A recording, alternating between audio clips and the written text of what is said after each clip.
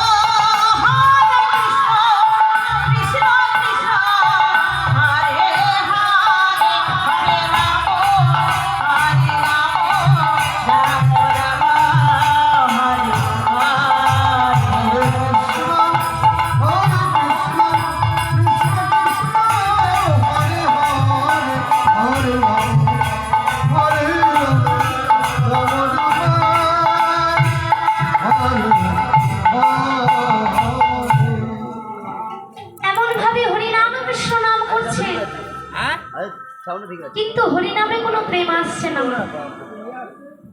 হরিনামে কোনো প্রেম আসছে না, ভক্তি আসছে না। আসবেই বা কেমন করে বলুন তো মা? আসবেই বা কেমন করে? এদিকে শ্রীবাসের গৃহে জীবন অমঙ্গল হয়ে গেছে। কি অমঙ্গল?